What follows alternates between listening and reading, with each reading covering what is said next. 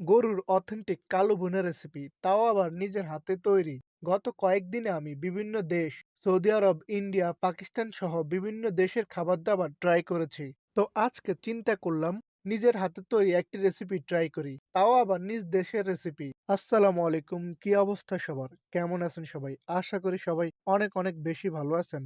শুক্রবার মানেই বেশিরভাগ প্রবাসীদের কাছে একটি আনন্দের দিন। আবার অনেক প্রবাসীর কাছে মন খারাপের দিন। কেননা তারা শুক্রবারও কাজ করতে হয়। শুক্রবার মানেই আমার কাছে স্পেশাল দিন এবং স্পেশাল খাবার-দাবারের বিষয় থাকে। তাই আজকের আয়োজন শুক্রবার ঘিরেই অথেন্টিক গরুর কালো ভুনা রেসিপি। গরুর কালো ভুনা করার জন্য আমি প্রথমেই হাড় ছাড়া একদম ফ্রেশ ২ কেজি মাংস কিনে নেই। এবার মাংসগুলো ভালোভাবে ধুয়ে নেই। মাংসগুলো ধুয়ে এবার আমি বিভিন্ন মসলা এড করব। আজকে কালো বোনা রান্না করব রেডিমিক্স রাঁধুনি মিক্স মশলা দিয়ে। এটি ব্যবহার করলে এক্সট্রা মশলার দরকার হয় না। এতে ২টি প্যাকেট থাকে। বড় প্যাকেটটি আগে মিক্স করব। ছোট প্যাকেটটি পরবর্তীতে ব্যবহার করব। বড় প্যাকেটটি দেওয়ার পরে এবার আমি দেব, তবে এই জিনিসগুলো অপশনাল, কেউ চাইলে স্কিপ করতে পারেন।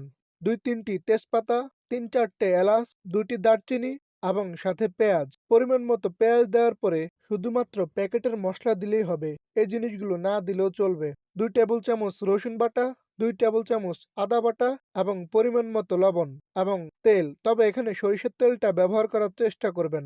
সরিষার তেল দিলে বেশি টেস্ট হয়। আমার কাছে সরিষার তেল পরিমাণে কম থাকায় তা আমি পরবর্তীতে বাগারে ইউজ করার জন্য রেখে দিয়েছি। তবে সবকিছু ভালোভাবে মেরিনেট করে নিতে হবে।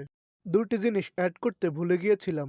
একটি সয়া সস এবং অন্যটি tomato ketchup. Soya sauce ১ table চামচ এবং টমেটো কেচাপ ১ টেবিল চামচ। যত বেশি সময় নিয়ে ম্যারিনেট করা যায়। ম্যারিনেট করে যদি হাতে সময় থাকে দীর্ঘক্ষণ রেখে দিলে ভালো হয়। এতে আমি কোনো প্রকার পানি ইউজ করব না। চুলার আঁচ প্রথমে হাই হিটে এবং পরবর্তীতে লো হিটে দিয়ে রাখবো। কোনো প্রকার মসলা ইউজ না করতেই দেখেন কেমন একটা লোভনীয় কালার চলে এসেছে রান্না করতে করতে। এবার আমি ছোট প্যাকেট মসলা ইউজ করব। এতক্ষণে মাংস অনেকটাই সিদ্ধ হয়ে গিয়েছে।